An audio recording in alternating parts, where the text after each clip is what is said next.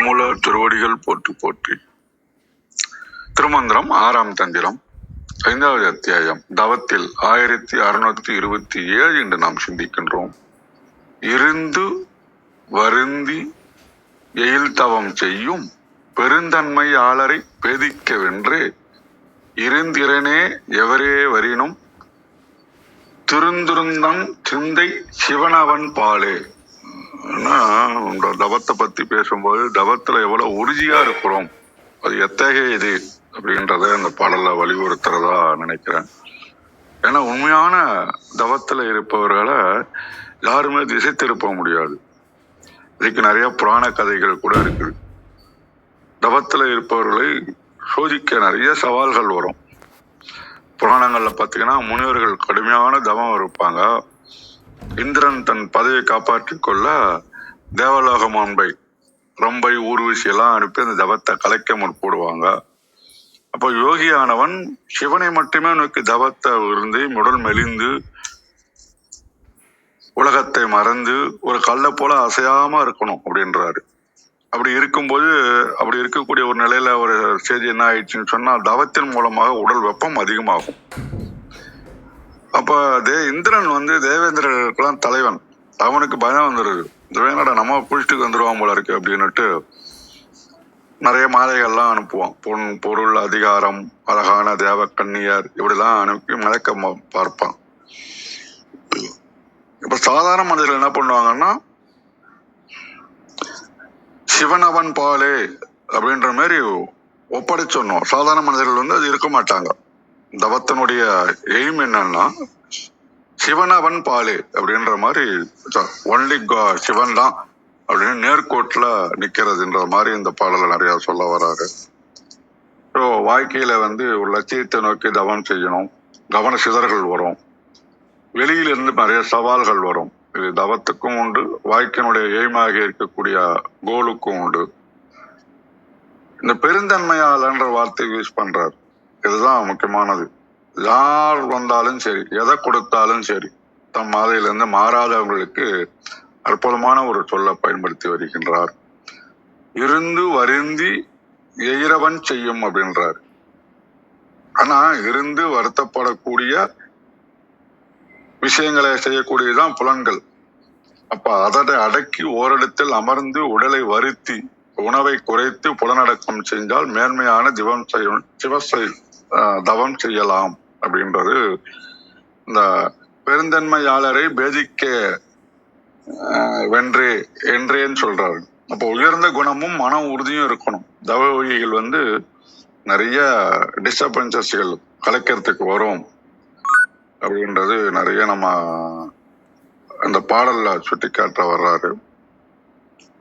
இந்த திருத்துஞ்சன் சிந்தை அப்படின்றது சிவன் அவன் பாலே அப்படின்றது என்ன பாத்தீங்கன்னா, யோகியுடைய மனம் அசையாம சிவபெருமானை மட்டுமே நிலைச்சு நிற்கும்.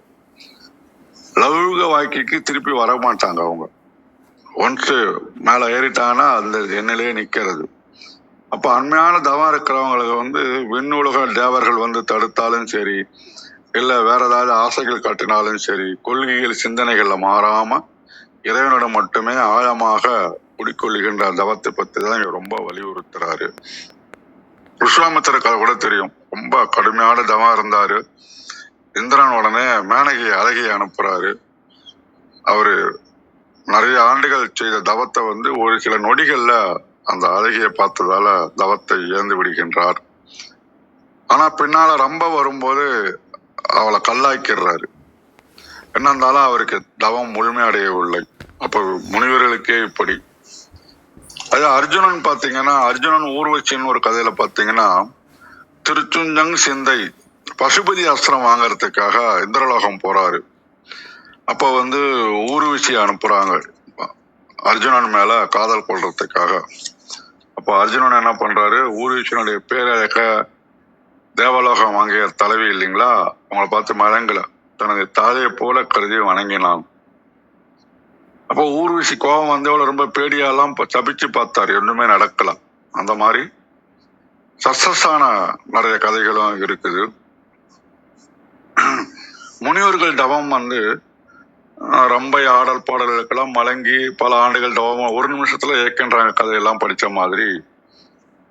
எதை உணர வேண்டும்? இந்திரன் நீங்க சொல்றது வந்து புலன்கள், ஊர்வசி ரம்பைன்றது உலக ஆசைகள், முனிவர் அப்படின்றது லட்சியத்தை நோக்கி நாம் செல்லக்கூடிய டிராவல். அப்போ உண்மையான யோகி யாரு அப்படின்னா, எவரே வரினும் சிவனே கதி என்று தவமே இருக்கக்கூடியவர் தான். நம்ம இவங்க சுந்தரமூர்த்தி நாயனார் கதை கூட சொல்லலாம். சுந்தரமூர்த்தி நாயனார் கதை பாத்தீங்கன்னா, அவர் வந்து காதல் கதையில கூட யோகி தன் கடமையில இரசிந்தல இருந்தாருன்றது நல்லா தெரியும். ஏன்னா இவங்க கைலாயத்துல சுந்தரர் வந்து சிவனுக்கு வந்து தன்னை கடமையை செஞ்சுட்டு இருக்கிறாரு, தொண்டு செஞ்சுட்டு இருக்கிறாரு. பார்வதி தேவிக்கு வந்து கமலினி அனிதிசை அப்படின்ற 2 பேரு தொண்டு செய்யறாங்க. மூவரும் பூ பறிக்க வராங்க. அப்ப சுந்தருக்கு அந்த 2 பேரும் மேல மல சலனம் ஏற்படுது. உடனே சிவபெருமான் பாக்குறாரு, நீ பூமிக்கு போய் உன்னுடைய ஆசையை தீர்த்து விட்டு வா, மனிதனாக பிறந்து நிறைவேற்றி வான்னு சொல்றாரு. அப்ப சுந்தரர் வருத்தப்படுறாரு, நான் பூமிக்கு போனா உன்னை மறந்துடுவேன் அப்படின்னு அழுதாராம். நீ மறந்தாலும் நான் உன்னை விடமாட்டேன், தடுத்து ஆட்கொள்ளுவேன்னு சொல்லுவார். அந்த கதை தான் அந்த பரவநாச்சியாரர் வந்து திருவண்ணநல்லூர்ல கல்யாணம் பண்ணும்போது கிழவர் வேஷத்துல வந்து தடுத்து நிறுத்துறார். அப்போ வந்து சிவசேனனில் இருந்திருக்கிறார். அதே மாதிரி இந்த ஊர்வசி ரம்பை போல பரவநாச்சியாரும் கமலினும் பேரதிகளா இருந்தா கூட, சுந்தரர் மதங்கனா கூட, அவரை கடைசியில் ஆட்கொண்டு சிவபெருமான் தன்னிலை ஈர்த்துக் கொள்கின்றார் அப்படின்ற வரலாறுகள்லாம் நிறைய இருக்குது. அப்ப இதெல்லாம் நமக்கு வந்து தவத்துல கூடிய இந்த டெப்த்னஸ், நம்மளுடைய ஸ்டெபிலிட்டிய, கான்சென்ட்ரேஷனை எக்ஸ்பிளைன் பண்றதா உணர்றேன். மிக்க நன்றி. வாருங்கள் ரத்னகுமார் ஐயா, வணக்கம்.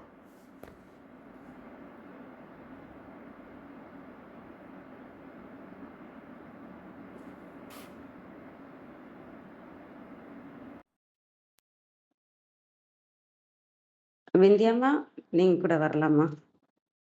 நன்றிங்கம்மா. வாங்கம்மா. வணக்கம் அம்மா. அனைவரும் வணக்கம். ஓம் சிவசக்தி போற்றி. ஓம் திரு 1627வது திருமந்திரம். தவம் என்பது தடைப்படா முயற்சி. திருமந்திரம்.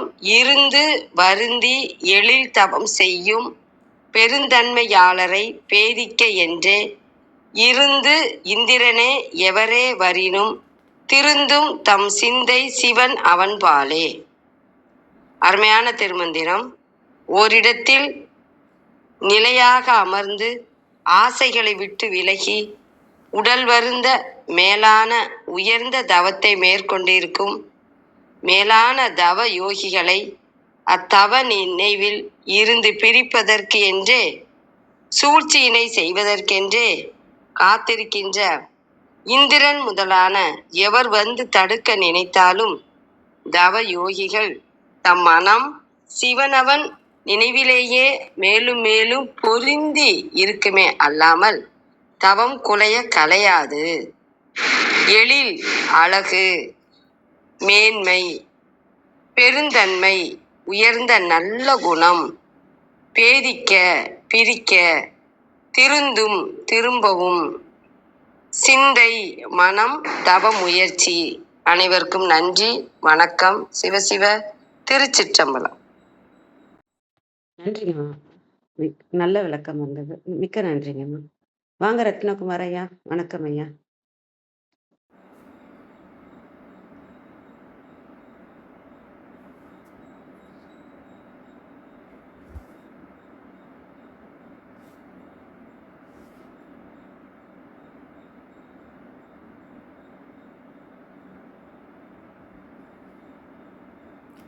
லிசனிங்ல இருக்காங்க, போட்டிருக்காங்க. ஓகே. அனைவருக்கும் அன்பு வணக்கம். ஓம் நந்தியம்பெருமான் திருவடி போற்றி. ஓம் திருமூலர் திருவடி போற்றி. ஓம் நம சிவாய். திருமந்திரம் 1627. இருந்து வருந்தி எழிற்றவன் செய்யும் பெருந்தன்மையாளரை பேதிக்க வென்றே, இருந்தி திறனே எவரே வரினும் திருந்துஞ்சன் சிந்தை சிவனவன் பாலே. Translation: Even if Indra and others come to frustrate the beautiful penance performed by the good-natured people who are steadfast and painstaking, their disciplined mind will remain on Shiva. இருந்து வருந்தி என்னோட இதில் எழிற்றவன் செய்யும் கொடுத்துருக்கு, சில இதில் எழில் ரவன் செய்யும் கொடுத்துருக்கு. அந்த இற்று வந்து இருக்கு, அதாவது எழில் தவம். அந்த இது கௌரியம்மா, அது வந்து எழில் கூட்டல் தவம். அது வந்து ரெண்டு சொல்லும் சேரும் போது அந்த தா வந்து ராவா மாறும். அது கரெக்ட் தான். ஆஸ் பர் த கிராமர் அது கரெக்ட். நன்றிங்க, நன்றி. இருந்து வருந்தி, இருந்துங்கிறது அந்த நிலையில இருக்கிறவங்க, அந்த நிலையிலே இருக்கிறவங்க, அந்த நிலையை சொல்றதா பார்க்கலாம். வருந்தி அந்த உள்ளம் உருகி, அந்த உள்ளம் அந்த மனமற்ற நிலைக்கு போய் உள்ளம் உருகி அந்த உயர்ந்த தவத்தை செய்கிறவங்க. அப்படி செய்கிறவங்கள பெருந்தன்மையாளரை பேதிக்க வென்றேன். பேதிக்கன்னா பிரிக்கிறது, அந்த தன்மையிலேருந்து அவங்கள பிரிக்கிறதுக்காக பெருந்தன்மையாளர். ஏன்னா அவங்க அந்த ஆன்மான்ற நிலையில் இருப்பாங்க, அந்த மனிதன்ற நிலையில் இல்லாமல் ஜீவன்ற நிலையில் இல்லாமல் ஆன்மான்ற நிலையில் இருக்கிறதுனால அந்த பெருந்தன்மை வந்துடும். அந்த 3 சக்கரம் தாண்டின உடனே அன்பு வந்துடும். அன்புக்கு அப்புறம் அந்த உண்மை, ஞானம், அனைவரும் சமம், இப்படி நல்ல தன்மையெல்லாம் வந்து அந்த பெருந்தன்மையில் தான் அவங்க இருப்பாங்க. அந்த பெருந்தன்மையாளரை அதுலேருந்து பிரிக்கணும், அந்த விஷயத்துலேருந்து அந்த தவத்திலேருந்து நீக்கணுங்கிறதுக்காக இறுதி திறனே எவரே வரினும், அந்த இருந்து இந்திரனே எவரே வரினும், அந்த நிலையில் இந்திரன் இருக்கிற நிலையில் இருக்கிற தேவர்கள் நிலையில் இருக்கிற எவராகினும் திருந்தும் தன் சிந்தை சிவனவன் பாலை. அந்த மாறுற நம்மளோட சிந்தைங்கிறது நம்மளோட கவனம் எதில் வைக்கிறோமோ அதுதான் நம்மளோட விழிப்பு நிலையாக இருக்கும். அந்த சிந்தை வந்து மாறுறது வந்து, ஆனால் இவங்கள்ட்ட வந்து சிவனவன் கிட்டேயே தான் இருக்கும், வேற எங்கேயும் மாறாது. இப்போ நம்மள்ட்டன்னா மாறி மாறி போகும் இல்லையா? இப்போ படிச்சுட்டு இருக்கோம்னா இன்னொருத்தவங்க ஏதாவது ஒன்று வந்து நம்மளை கேட்குறாங்கன்னா நம்ம அதுக்கு பதில் சொல்லிட்டு இருப்போம், கவனம் மாறி மாறி போயிட்டு இருக்கோம். ஆனால் இவங்களோட கவனம் வந்து சிவனவன்கிட்டே தான் இருக்கும். இவங்கள வந்து அந்த தவத்திலேருந்து எடுக்க முடியாது. ஏன்னா அவங்களோட நிலை அப்படி. ஏன் அப்படி எடுக்க முடியும்? ஏன் இந்திரனே வந்தாலும் அவங்கள ஒன்றும் பண்ண முடியாது? இந்திரன் நிலைமையில யாராக இருந்தாலுமே ஒன்றும் பண்ண முடியாது அப்படின்னா, அவங்க இருக்கிறது வந்து இறைவனோட திருவடியில். எப்போ வந்து தவத்தில் இருக்கிறாங்களோ அது தவம் வந்து இறைவனோட திருவடி. இறைவனோட திருவடியை வந்து யாராலையுமே தொட முடியாது. அந்த இடத்துல இருக்கிறவங்களுக்கு உடலும் இல்லை, மனமும் இல்லை. தேவர்கள்னாலும் சரி, எவ்வளோ பெரிய சக்தி வாய்ந்தவங்களானாலும் சரி, அவங்க நம்மளை வந்து தொடுற இடம் வந்து உடலாக இருக்கலாம், இல்லைன்னா மனமாக இருக்கலாம். மனதை கஷ்டப்படுத்த முடியும், இல்லை உடலை கஷ்டப்படுத்தியும் இதை நம்மளோட கவனத்தை மாற்ற முடியும். ஆனால் விழிப்புணர்வை வந்து ஒரு விஷயத்துலேருந்து மாற்ற முடியாது. ஆன்மாவோட பார்வை வந்து விரிந்த, அந்த உலகம் முழுக்க விரிந்த பார்வை அது. அந்த இடத்துல நிற்கும் போது நம்மளால் ஒரு கவனத்தை வந்து மாற்றிட்டே போயிட்டுருக்க முடியாது. கவனம் மட்டும் இருக்கிறப்ப தான் நம்மளால் மாற்ற முடியும். விழிப்புணர்வாக இருக்கும்போது அதை மாற்ற முடியாது. இருக்கும் இடம் வந்து திருவடியாக இருந்ததுன்னா அங்கே தேவர்களால் ஒன்றும் பண்ண முடியாது.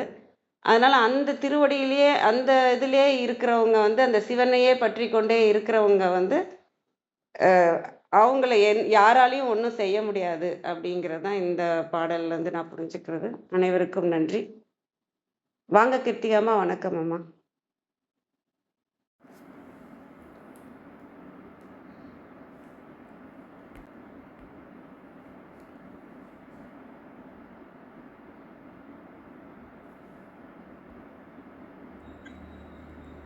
அனைவருக்கும் காலை வணக்கம். நான் பேசுறது கேக்குதா? இடையில நான் கொஞ்சம் வெளியில இருக்கேன், அதனால கேக்குது. ஸ்லோவா கொஞ்சம் சத்தமா கொஞ்சம் பேசுனீங்கன்னா இன்னும் நல்லா கேட்கும். நன்றிங்கம்மா. ஓகே, நன்றி. இன்றைய மந்திரம் அழகேசனதா ரொம்ப அழகா சொன்னாங்க. அடுத்தாப்புல வந்து இந்தியாமா, கௌரிமா எல்லாருமே ரொம்ப அழகா இதுக்குண்டான எக்ஸ்பிளனேஷன் கொடுத்தாச்சு. நம்ம வந்து இதுல இருக்கக்கூடிய சில நுணுக்கங்கள் மாத்திரம் பார்த்தா போதும். என்ன சொல்றாரு?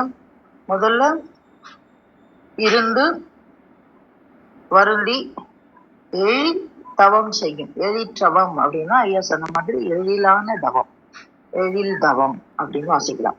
எழிற்றவம் செய்யும் பெருந்தன்மையாளரை அப்படின்னு ஒரு அடைமொழி கொடுக்கிறாங்க. அப்புறம் வேதிக்கவென்றே அப்படின்னா அதனோட அது அது ஒண்ணு நடக்குது, அதுக்கு ஒரு எதிரி வேதிக்கவென்றே இருந்து இந்திரனே எவரே வரினும் அப்படின்னு சொல்றோம். அப்போ இருந்து இந்திரனே அப்படின்னு சொல்லிட்டு அதுக்கப்புறம் எவரே வரினும் அப்படின்னு சொல்றோம்.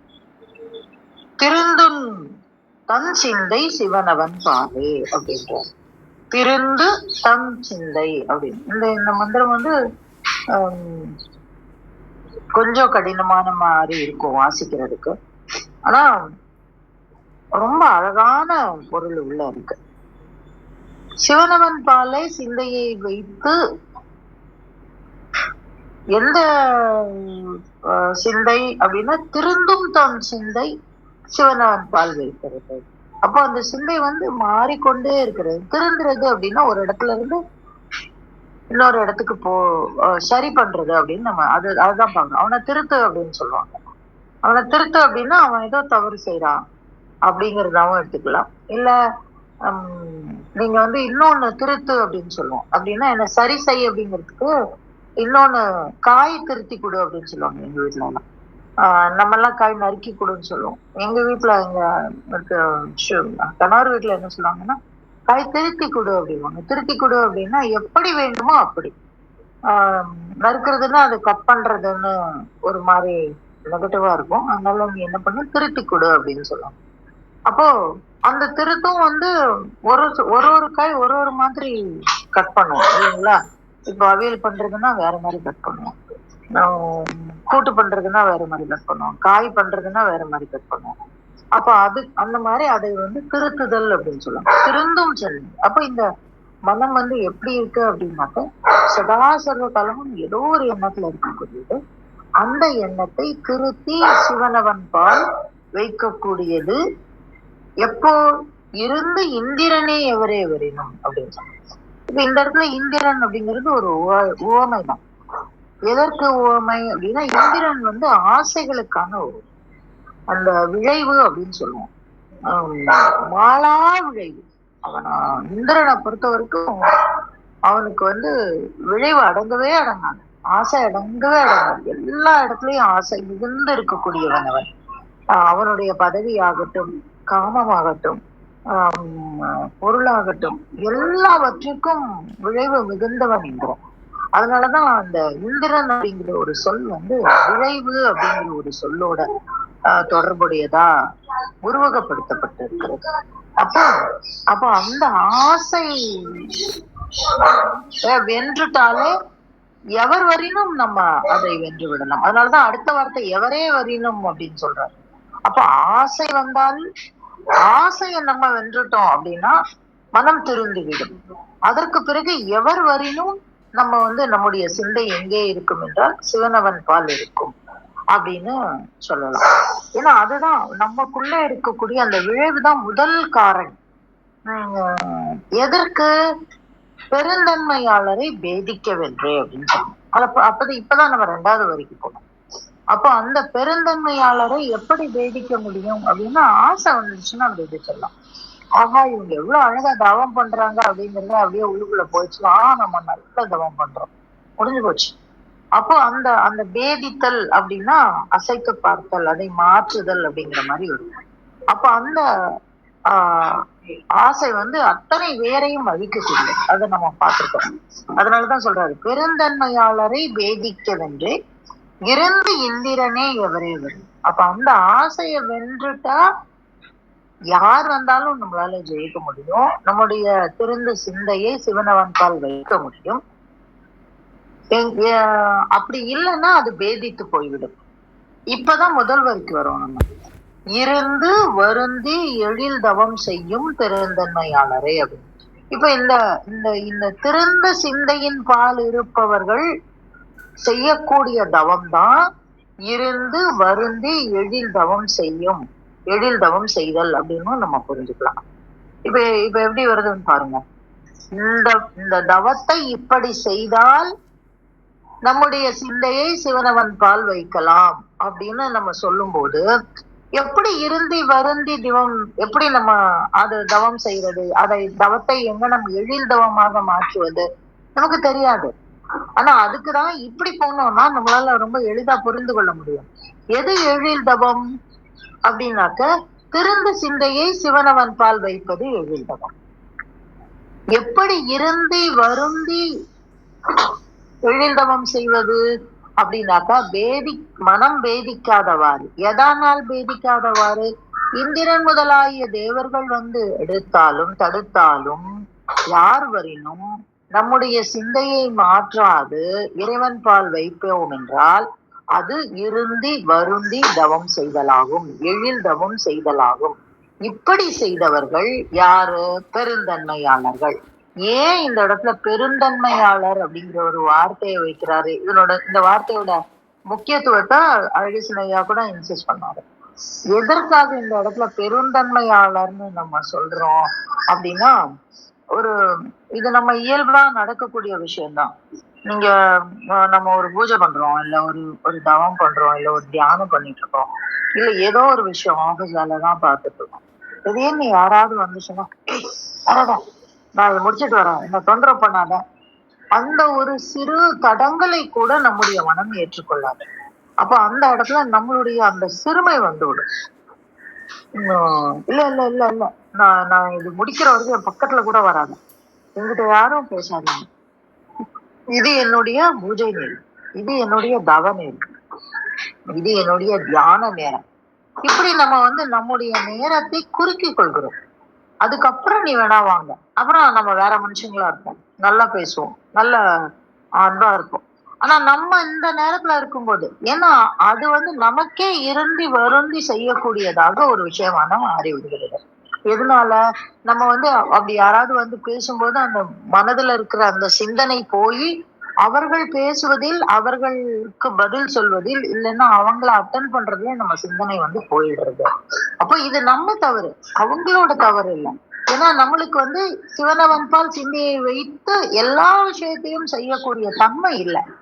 அதுதான் இருந்தி வருந்தி தவம் செய்தது. அப்ப எல்லா நேரம் நீ என்ன பண்ண, காலையில எந்திரிக்கிறியா, பூ பறிக்கிறியா, கார் ஓட்டுறியா, சமைக்கிறியா, சாம்பார் பண்றியா, தோசை கிடைக்கிறியா, ஆபீஸ் வேலை பாக்குறியா, கம்ப்யூட்டர் பாக்குறியா, எல்லா விஷயத்தையும் சிவனவன் பால் சிந்தையை வைத்து பண்ணும்போது அந்த தடுமாற்றமே வராது. நீங்க அப்படி பண்ணி பாருங்க, ஒரு மாதிரி ஒரு தழும்பலா இருக்கும் மனசு, ரொம்ப அற்புதமா இருக்கும். அதுதான் இருந்தி வருந்தி தவம் செய்வது.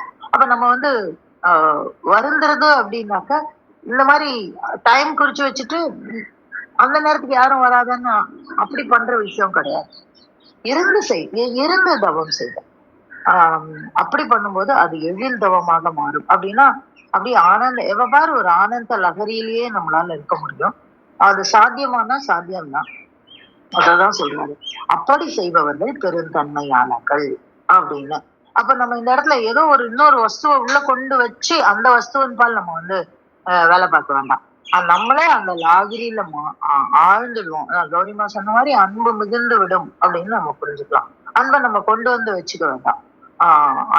அன்பாகவே நம்ம மாறிடுவோம். அது வந்து அன்பா அப்படின்னா அது வந்து விழைவான அன்பாக இல்லாமல், விழைவோடு சேர்ந்த அன்பாக இல்லாமல், அந்த ஆனந்த லகரி, அந்த ஆனந்தமய கோஷத்துல நம்ம இருப்போம். அப்படி இருக்கும் பொழுது மனம் சதா சிவன் பால் சிந்தையில் இருக்கும். சிவன் பால் சிந்தையில் இருக்கும் பொழுது மனம் ஆனந்த லகரியில் ஆழ்ந்துவிடும். அப்படி பண்ணும்போதுதான் இந்திரன் முதலாக எவர் வரினும் அந்த ஆனந்த லகரியை விட்டு நம்மால் விலகாமல் நாம் அங்கே வந்து பெருந்தன்மையாளராக அமர்ந்திருப்போம். நம்மை வேதிக்க எதுவும் இல்லை அப்படின்னு சொல்லி இது வந்து ரொம்ப அப்படியே பின்னி பின்னி பின்னி பின்னி பொருள் தரக்கூடியது. ரொம்ப அற்புதமான ஒரு மந்திரம். முடிவோடு பகிர்ந்து இந்த காலங்களுக்கு நன்றி சொல்லி என்னுடைய பகிர்தலை முடிச்சிருக்கணும். நன்றி. மிக்க நன்றிங்கம்மா. மிக அருமையான விளக்கம்மா. ரொம்ப அழகா கேட்கவே ரொம்ப நல்லா இருந்ததும்மா. மிக்க மிக்க நன்றி. வாங்க அர்த்தனாரி ஐயா. வணக்கம் ஐயா. யாரா ஏதாவது கேக்குறாங்களா, சொல்றாங்களான்னு கேட்டுக்கலாம் கௌரிமா. சிவலிங்கம் ஐயா, ஏதாவது கேள்வி இருந்தாலும் உங்களோட கருத்து இருந்தாலும் சொல்லலாம். வேற யாரும் எதுவும் சரி சொல்றீங்களா? சரி ரைட் ரைட். விமல் என்னன்னா ஒரு விமல்ங்கிறவங்க வராங்க ஐயா. ஒரு நிமிஷம். வாங்க ஐயா. வணக்கம் ஐயா. லயன் கௌரி கிருத்திகா பிரணவன் ப்ரோ எல்லாருக்கும் ஹாய். ரத்னா எல்லாருக்கும் ஹாய். ஒரு சின்ன கொஸ்டின் இருக்கு பிரணவன் ப்ரோ. சொல்லுங்க. ஓகே, இப்ப திருமந்திரம் இன்னும் சில பாடல்கள் இது எல்லாத்தையுமே நமக்கு எழுதி கொடுத்துருக்காங்க. ஓகேங்களா, பெரியவங்க ஒரு சித்தர்கள் இவங்க எல்லாம் எழுதி கொடுத்துருக்காங்க. ஓகேவா, இப்ப சில நேரத்துல இந்த பாட்டு எல்லாத்தையும் படிச்சா மனசு அமைதி ஆகுறது அப்படிங்கிறது சில பேருக்கு அர்த்தம் புரிஞ்சவங்களுக்கோ இல்ல சூழ்நிலை எப்படி இருக்கும் அப்படின்னு பார்த்துட்டு சில பேருக்கு அந்த மனசு அமைதி அப்படிங்கிறது ஆகும். சில நேரத்துல இதெல்லாமே படிச்சு முடிச்சோம், இந்த பாட்டோட அர்த்தம் இந்த நாலேஜ் எல்லாம் நமக்கு இருந்தாலுமே சில நேரத்துல இதை கம்ப்ளீட்டா மறந்தா மாதிரி மனநிலை ஒண்ணு வருது இல்ல. இது எல்லாமே நமக்கு தெரியும், நம்மளோட காயத்துக்கு மருந்து என்ன பண்ணணுங்கிறது நமக்கு தெரியும். இது எல்லா விவரமும் தெரிஞ்சதுக்கு அப்புறமாவும் சில நேரத்துல மனம் அடங்காமலோ இல்ல திரும்ப திரும்ப அதே விஷயத்த பண்ணிக்கிட்டே இருக்குன்னா அப்ப என்ன பண்ணா அந்த சூழ்நிலை சரியாகும்? சார், தோழர் உங்க பேர் என்ன? விமல்ங்க. விமல். இவரு விமல். Right right. விமல் நீங்களா? ரைட். Okay okay. சரி. அதாவது என்னன்னு கேட்டீங்கன்னா, பட்டினத்தார் சொல்லுவாரு, உண்டென்றீரு அப்புறம் தெய்வம் ஒன்றென்றீரு அப்படின்னுவாரு. இப்ப நீங்க ஒரே இடத்துல உங்களுடைய கவனத்தை செலுத்துனீங்கன்னா அப்ப மனம் அமைதியாக இருக்கும். ஆனால் ஒவ்வொரு இடத்துலயும் கவனத்தை செலுத்துனீங்கன்னா முதல்ல மயக்கம், அப்புறம் கலக்கம், அப்புறம் குழப்பம். மயக்கமா கலக்கமா குழப்பமா அப்படிதெல்லாம் வந்துகிட்டே இருக்கும். அதனால நீங்க மனப்பாடம் பண்ணி ஒப்பிக்கிறது முக்கியம் கிடையாது. ஓதணும், ஓதி அப்புறம் உணரணும், உணர்ந்த பிறகு அடங்கணும். அடங்குற வரைக்கும் அந்த நிலைமை இருக்கும் விமல். நீங்க அடங்கிட்டீங்கன்னா அடக்கம் எங்க உயிக்கும்? நீங்க திருக்குறள்ல 13வது அதிகாரத்துல முதல் திருக்குறளை படிங்க. அடக்கம் அமரருள் உயிக்கும் அப்படிங்கிறது. நீங்க ஒரு சிந்தனையில இருங்க, அடங்கி இருங்க, அப்போ உங்களுக்கு எந்த விதமான குழப்பமும் வராது அப்படிங்கிற இதை நீங்க பயிற்சி பண்ணி பாருங்க. அப்புறமா இதுக்கு நீங்க முதல்ல முயற்சி பண்ணுங்க, அப்புறம் பயிற்சி பண்ணுங்க. அந்த தன்மை உங்களுக்கு வரும். இன்னொரு நாள் நம்ம இன்னொரு தளத்துல இல்ல தனி அறை கொடுக்க சொல்லி அழகேசன் சார்கிட்டயோ கௌரி அம்மாட்டையோ கிருத்திகாட்டியோ யார்ட்டையாவது கேட்போம். அவங்க பண்ணாங்கன்னா அதுல பேசிக்கலாம் விமல். சரியா? நன்றி நன்றி. தேங்க்யூ, ரொம்ப தேங்க்ஸ். சரி, இதுல இந்த பாட்டுக்கு அழகேசன் சார் கரெக்டா சுந்தரரை கொண்டு வந்தாரு. அந்த சுந்தரரை கொண்டு வந்தது 100 விழுக்காடு பொருத்தமா இருக்கும். ஏன் அப்படின்னா அது இங்கதான் திருநாவலூர், அங்கதான் அவர் பிறந்தாரு சுந்தரரு. அப்பா பேரு சடையனார், அம்மா பேரு இசைஞானியார்.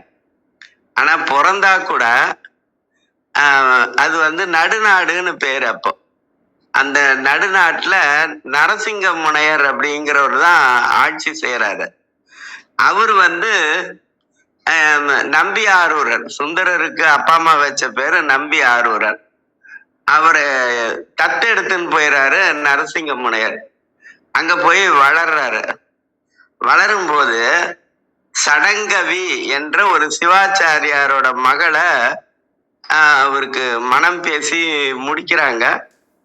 கல்யாணம் நடக்குது. முகூர்த்தத்துல மேடையில சுந்தரரும் மணமகளும் தயாரா இருக்கிறாங்க. தாலி கட்டுறதுக்கு முன்னாடி தாலி காட்டுவாங்க ஆசீர்வாதத்துக்காக. தாலி காட்டுற நேரத்துல ஒரு வயசானவர் நிறுத்து, நீ ஒரு அடிமை, நீ எனக்கு தெரியாம நீ எப்படி கல்யாணம் பண்ணிக்கலாம் அப்படின்னு கேட்ட உடனே சுந்தரர் சொல்றாரு, அந்தனர் இன்னொருத்தருக்கு அடிமையாகிறது இயல்பு இல்லையே அப்படின்னு கேக்குறாரு. இல்ல அவங்க தாத்தா எழுதி கொடுத்த ஒரு ஓலை இருக்கு அப்படின்னு சொல்லி காட்டுறாரு. காட்டின உடனே சுந்தரர் வந்து அதை கிழிச்சு போட்டுறாரு. அப்ப அந்த வயசானவர் சொல்றாரு, எனக்கு தெரியும் நீ கிழிச்சிருவேன்னு, அதனாலதான் படி ஓலையை தான் கொண்டு வந்தேன், இன்னைக்கு அந்த ஜெராக்ஸ் எடுத்துன்னு வந்தேன்னு சொல்லியிருப்பாங்க. எடுத்துன்னு வந்தேன்னு சொல்லுவாரு. அங்க ஒரு கல்யாணத்தை தடுத்தாரு, ஆனா அங்க வந்து பேதித்தார். ஆனா அப்படி தடுத்தவர் என்ன பண்ணாருன்னா அதுக்கப்புறம் 2 கல்யாணம் பண்ணிக்கிறதுக்கு உதவி செஞ்சாரு. சங்கிலி நாச்சியார், பறவை நாச்சியார், அது 2 கல்யாணம் நடந்தது. இதை விட நுட்பமா ஒரு விஷயம் இருக்குங்க. எல்லாருக்கும் இப்ப இறை ஒருத்தர் தான், இப்ப சேக்கிழாருக்கு ஒரு தடவை தான் அடி எடுத்து கொடுத்தாரு உலகெல்லாம் அப்படின்னு. ஆனா சுந்தரருக்கு மட்டும் 2 தடவை அடி எடுத்து கொடுத்தாரு. முதல்ல கல்யாணத்துல என்னென்ன பித்தன் அப்படின்னு திட்டினல்ல, அதையே முதல் சொல்லா வச்சு பாடு அப்படின்னு சொன்னாரு. அங்க பித்தா பிறை சூடி பெருமானே அருளால எத்தால் மறவாது நினைக்கின்ற மனத்துணை வைத்தாய் பெண்ணை தென்பால் வெண்ணை நல்லூர் அருள் துறையில் அத்தா உனக்கு ஆளா இனி அல்லேன்னு எனலாமே அப்படின்னு பாடினார். அங்க ஒரு இடத்துல அடி எடுத்து கொடுத்தாரா. அப்புறம் இன்னொரு தடவை கோவில்ல திருத்தொண்டர் திருத்தொகை பாடுறது, அதுக்காக தான் சுந்தரரே வந்தார் இந்த பூமிக்கு அப்படிங்கிறது ஒரு நம்பிக்கை. அதன் அடிப்படையில திருத்தொண்டர் திருத்தொகை பாடுறதுக்கு அங்க ஒரு இடத்துல அடி எடுத்து கொடுத்தார். தில்லை வாழ் அந்தனர்தம் அடியாருக்கும் அடியேன் அப்படின்னு தில்லை அப்படின்னு அடி எடுத்து கொடுத்தாரு. 2 தடவை சுந்தரருக்கு அடி எடுத்து கொடுக்குறாரு. அப்ப அது மாதிரி அந்த எழில் தவம் செய்கின்ற பெருந்தன்மையாளரை அவங்களை யாரு இறைவனுடைய பொறுப்புல இருப்பாங்க. இந்திரனா இருந்தாலும் சரி, வேற எந்த தேவர்களும் வந்து அவங்களுக்கு எதையும் செய்ய முடியாது அப்படிங்கறத அந்த பாட்டுல ரொம்ப அருமையா சொல்லியிருப்பாங்க. அந்த திருத்தொண்டர் திருத்தொகையில சுந்தரர் ஒரு வரி சொல்வாருங்க. திருமூலரை பத்தி என்ன சொல்வாருன்னா, நம்பிரான் திருமூலர் அடியார்க்கும் அடியேன் அப்படின்னு சொல்லியிருப்பாரு. அதே மாதிரி இன்னொரு வரி சொல்வாரு, சித்தத்தை சிவன்பாலே வைத்தார்க்கும் அடியேன். இந்த சித்தத்தை சிவன்பால் வைத்தவர்களுக்கெல்லாம் தேவர்களாக இருந்தாலும் அவர்கள் அடியவர்களாக இருப்பார்களே தவிர அவர்கள் வந்து முடியவர்களாக இருக்க மாட்டார்கள். அடியவர்கள் அப்படின்னா என்ன சொன்னாலும் செய்யறது, அதுக்கு வைணவத்துல கைங்கரியம் சொல்லுவாங்கல்ல. அப்படி சித்தத்தை சிவன்பால் வைத்தவர்களுக்கு, அதாவது எழில் தவம் செய்கின்ற பெருந்தன்மையாளர்கள், அப்படிப்பட்டவர்கள் தான் சித்தத்தை சிவன்பால் வைத்தவர்கள். அந்த சித்தமெல்லாம் எனக்கு சிவமயமே அப்படின்னு இருக்கக்கூடியவங்களுக்கு தேவர்களும் ஏவல் செய்கிறவர்களாக ஆவார்கள் அப்படிங்கிறது நமக்கு பல புராணங்கள்ல நமக்கு சொல்லி இருக்குது. அதுதான் இந்த பாட்டோட கருத்து.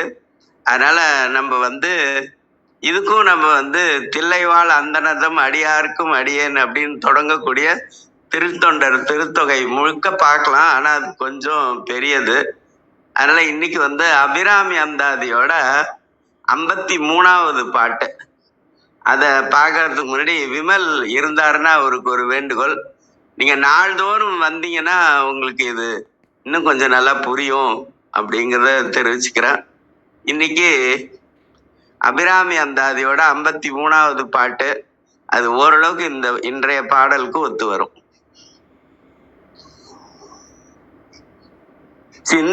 சின்னஞ்சிறிய மருங்கினில் சாத்திய செய்யப்பட்டும் சின்னஞ்சிறிய மருங்கினில் சாத்திய செய்யப்பட்டும் பெண்ணம் பெரிய முலையும் முத்தாரமும் சின்னஞ்சிறிய மருங்கினில் சாத்திய செய்யப்பட்டும் பெண்ணம் பெரிய முலையும் முத்தாரமும் பிச்சி மொய்த்த கண்ணங்கரிய குழலும் கண்மூன்றும் சின்னஞ்சிறிய மருங்கினில் சாட்டிய செய்ய பட்டும் பெண்ணம் பெரிய முலையும் முத்தாரமும் பிச்சி மொய்த்த கண்ணங்கரிய குழலும் கண்மூன்றும் கருத்தில் வைத்து தன்னம் தனி இருப்பார்க்கு பிச்சி மொய்த்த கண்ணங்கரிய குழலும் கண்மூன்றும் கருத்தில் வைத்து தன்னம் தனி இருப்பார்க்கு இருந்து வருந்து எழில் தவம் அது தன்னம் தனி இருப்பார்க்கு இது போலும் தவம் இல்லையே ஆடும் பரிவேலணி சேவலென பாடும் பணியே பணியாயருள்வாய் வாழ்க சீரடியாரெல்லாம். சிவா திருச்சிற்றம்பலம். நன்றி. அற்புதம் ஐயா, மிக்க நன்றி. நல்ல விளக்கமும் கொடுத்தீங்க, மிக்க நன்றி. சுகாஸ் ஐயா வாங்க ஐயா. வணக்கம் ஐயா. எது உங்களோட கருத்து இருந்தா சொல்லலாம்.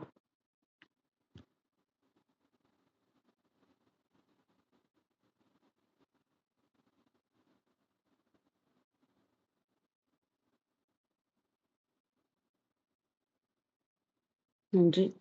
நிறைவு செஞ்சுக்கலாங்களா? வேற எதுவும் கேள்வி இல்லைன்னா அனைவருக்கும் நன்றி. நான் கவனிச்சேன். எத்தனை பேர் ஏற்கனவே ஒரு சிலர் பாத்துட்டீங்களான்னு எனக்கு தெரியல. இப்ப நம்ம ப்ரொஃபைல்ல வந்து கர்மா அப்படின்னு ஒரு சில பாயிண்ட்ஸ் ஆட் ஆயிருக்கு. நீங்க அந்த உங்க ப்ரொஃபைல தட்டிட்டு பாத்தீங்கன்னா நம்மளோட ப்ரொஃபைல்ல எவ்வளவு பாயிண்ட்னு தெரியுது. மத்தவங்களோட ப்ரொஃபைல்ல அவங்க வந்து எந்த பெர்சன்டைல்ல இருக்காங்க அப்படின்னு காட்டுது. ரொம்ப இன்ட்ரெஸ்டிங்கா இருக்கு அது பாக்குறதுக்கு. பாரு, ஜஸ்ட் பாருங்க. அது இதுக்கு முன்னாடி பார்த்தவங்க ஓகே, பார்க்கலன்னா பாருங்க, இன்ட்ரெஸ்டிங்கா இருக்கு.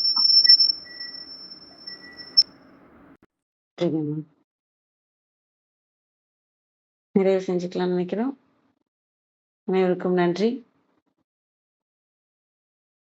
இன்று எங்களுடன் இணைந்த அனைத்து உள்ளங்களுக்கும் எங்களது மனமார்ந்த நன்றிகள். மீண்டும் நாளை காலை 6:30 மணிக்கு சந்திப்போம். தளம் நிறைவு பெறுகிறது. திருமூலர் திருவடிகள் சரணம் சரணம். திருமூலர் திருவடிகள் சரணம் சரணம். திருமூலர் திருவடிகள் சரணம் சரணம். அனைவருக்கும் நன்றி. ஓம் நம சிவாய.